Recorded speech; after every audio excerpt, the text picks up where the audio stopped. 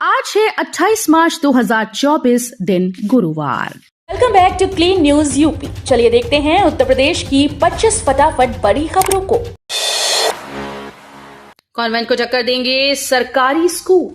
सरकारी परिषदीय विद्यालयों में पढ़ाई के मामले में अब कॉन्वेंट को चक्कर देने की तैयारी पर काम शुरू हो गया है। यहां पढ़ाई के लिए कक्षाओं में प्रवेश देने से पूर्व बच्चों को स्कूल के लिए तैयार किया जाएगा। इसके लिए नौनिहालों को 12 सप्ताह की ट्रेनिंग दी जाएगी। इस दौरान बच्चों में अक्षर ज्ञान, संख्या ज्ञान की खेलकूद, कहानी, कविता आदि के जरिए स्कूल के प्रति रुचि विकसित की जाएगी। जून से वरुणा में शुरू होगी कोस्टल रोइंग। काशी की नदियों में रोमांचक खेलों का उठा सकेंगे लुत्फ। गंगा और वरुणा नदी में जल्द ही रोमांचक खेलों की शुरुआत होगी। वाटर स्पोर्ट्स को बढ़ावा देने के लिए वाराणसी रोइंग एसोसिएशन ने खेल निदेशालय से 2 बोट और कोच की मांग की है। एसोसिएशन के मुताबिक जून तक सेलिंग उपकरण मिलने की संभावना है। रोइंग के लिए 2.5 फीट पानी होना चाहिए। गर्मियों में गंगा का जलस्तर काफी कम हो जाता है। ऐसे में रोइंग के लिए यह समय सर्वाधिक उपयुक्त होगा। यूपी में भाजपा के स्टार प्रचारकों की लिस्ट जारी। सीएम योगी और दिनेश मौर्य समेत 40 नाम शामिल।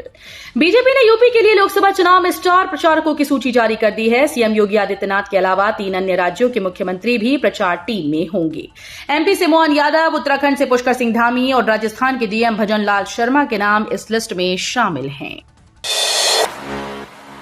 रामलला दर्शन के नाम पर अवैध वसूली को लेकर सख्त हुआ ट्रस्ट। चंपत राय बोले एक्शन होगा। रामलला के दर्शन कराने के नाम पर राम भक्तों से हो रही अवैध वसूली पर श्री राम जन्मभूमि तीर्थ क्षेत्र के महासचिव चंपत राय ने वीडियो बयान जारी कर अपील की है कि राम मंदिर की व्यवस्था तिरुपति बालाजी मंदिर से भिन्न है। यहां किसी प्रकार से दर्शन के लिए धनराशि नहीं ली जाती है। उन्होंने कहा कि दर्शन के लिए किसी को धन देने वालों को समझ लेना चाहिए कि वो ठगे जा रहे हैं और उनके साथ धोखाधड़ी हो रही है। उन्होंने कहा कि ऐसे ठगों के खिलाफ कार्रवाई होगी। कब तक आएगा यूपी बोर्ड 10वीं 12वीं का रिजल्ट? यूपी बोर्ड की हाई स्कूल और इंटरमीडिएट परीक्षा का परिणाम अप्रैल अंत तक घोषित करने की तैयारी है। वैसे तो शिक्षकों के मूल्यांकन बहिष्कार के कारण थोड़ी अड़चन आई, लेकिन बोर्ड के अफसरों को उम्मीद है कि सब कुछ ठीक हो जाएगा और अप्रैल अंत तक परिणाम जारी होने के साथ बच्चे समय से 11वीं की पढ़ाई शुरू कर सकेंगे। बोर्ड का नियम है कि यदि कोई प्रश्न गलत है या पाठ्यक्रम से बाहर का पूछा गया है तो ऐसी स्थिति में उस प्रश्न के लिए निर्धारित अंक समान रूप से सभी परीक्षार्थियों को दिए जाते हैं। पहली से टोल प्लाजा के बढ़ेंगे दाम। हाईवे का सफर हुआ महंगा।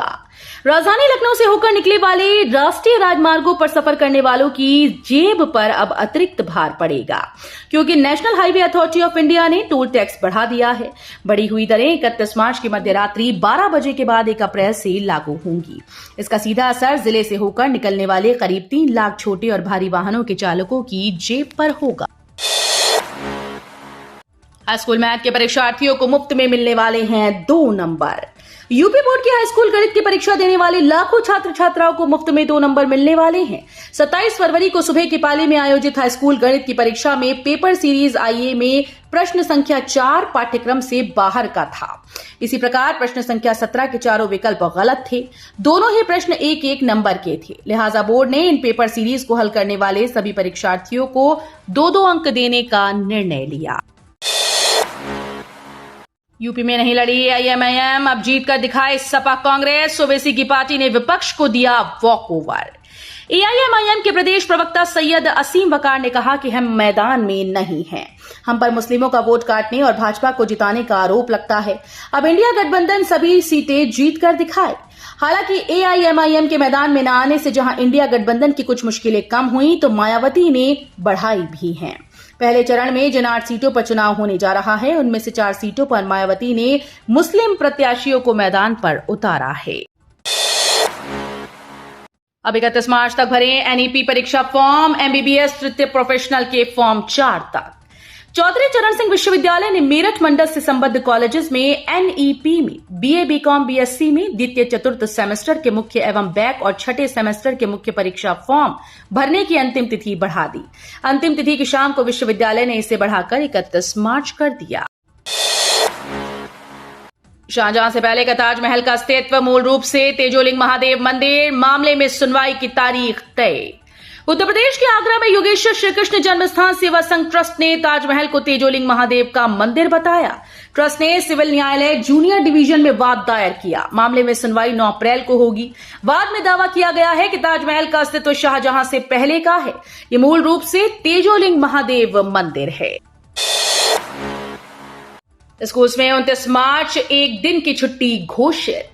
गुड फ्राइडे 29 मार्च शुक्रवार के दिन मनाया जाएगा। गुड फ्राइडे का दिन ईसाई धर्म के लोगों के लिए बहुत महत्वपूर्ण होता है। गुड फ्राइडे के दिन प्रभु यीशु को सूली पर चढ़ाया गया था, इसलिए गुड फ्राइडे को शौक के रूप में मनाया जाता है। इस दिन प्रभु यीशु से अपने पापों के लिए व्यक्ति क्षमा मांगते हैं। भारत में गुड फ्राइडे के दिन उत्तर प्रदेश शिक्षा विभाग द्वारा जारी साल 2024 के शैक्षणिक कैलेंडर के अनुसार 29 मार्च को अवकाश घोषित किया गया है। इस दिन सभी स्कूल बंद रहेंगे। मुरादाबाद सीट से रुचि वीरा ने किया नामांकन। रामपुर से मोहिबुल्ला नदवी होंगे सपा प्रत्याशी। रामपुर सीट पर प्रत्याशी को लेकर चल रही गहमा गहमी के बीच सपा ने मोहिबुल्ला नदवी को मैदान में उतारा। इस सीट पर मामला सुलझाने के लिए खुद प्रदेश अध्यक्ष नरेश उत्तम पटेल रामपुर पहुंचे।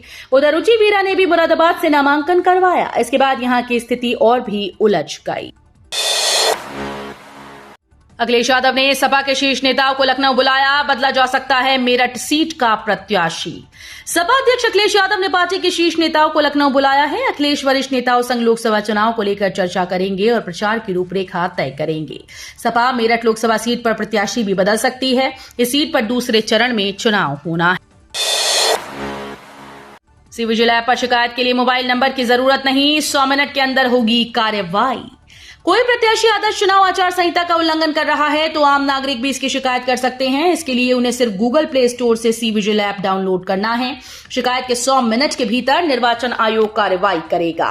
उत्तर प्रदेश के मुख्य निर्वाचन अधिकारी नवदीप रिणवा ने बताया कि कोई प्रत्याशी मतदाताओं को पैसा, शराब आदि बांट रहा है तो इस ऐप के माध्यम से आप शिकायत दर्ज कर सकते हैं। यूपी से त्योहार मनाकर लौटने वालों को राहत देंगी ट्रेन। होली मनाकर दिल्ली, मुंबई, अन्य शहरों के लिए वापसी शुरू हो गई है। परसों ट्रेन में स्थिति सामान्य रही, लेकिन कल बुधवार से भीड़ ज्यादा होनी शुरू हो गई। ऐसे में यात्रियों की सहूलियत के लिए रेलवे 5 स्पेशल ट्रेन चलवा रहा है। इनमें से कई ट्रेन लखनऊ से चलेंगी तो बाकी यहां से होकर गुजरेंगी। वृंदावन पहुंचे पंडित धीरेन्द्र शास्त्री, बोले 20 किलोमीटर दायरे में शराब और मांस की बिक्री पर लगे रोक।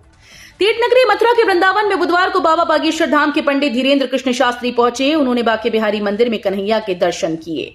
आश्रम में जाकर संतों का आशीर्वाद लिया, धर्म अध्यात्म पर चर्चा की। इस मौके पर उन्होंने कहा कि वृंदावन के 20 किलोमीटर दायरे में मांस और शराब की बिक्री पर पूरी तरह से रोक लगनी चाहिए।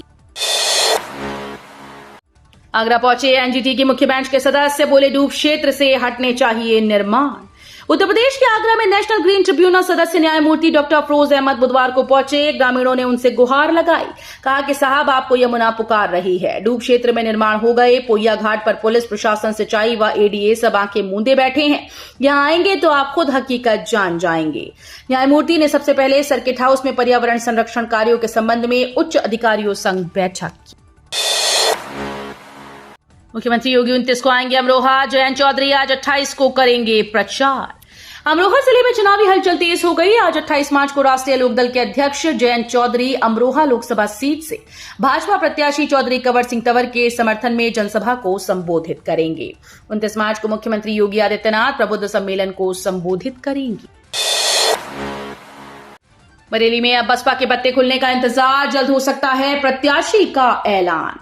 बरेली में लोकसभा चुनाव की बसात पर अब बसपा की चाल का इंतजार है। सपा कांग्रेस गठबंधन के बाद भाजपा ने प्रत्याशी घोषित कर दिया, लेकिन बसपा ने अभी पत्ते नहीं खोले।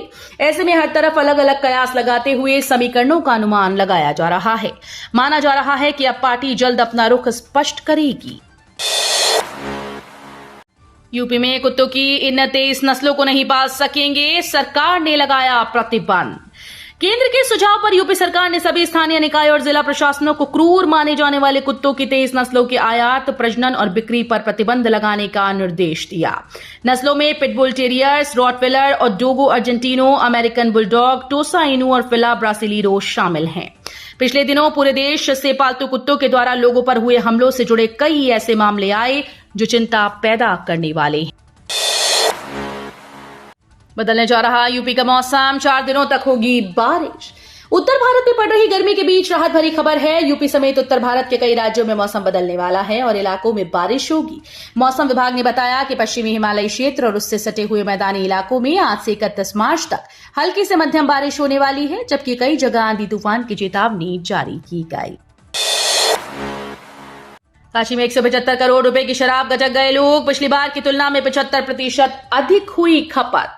होली पर शराब और बियर की खपत पिछली बार की तुलना में इस बार 75% अधिक हुई। लगभग 175 करोड़ रुपए की शराब जिले भर में शौकीन गटक गए।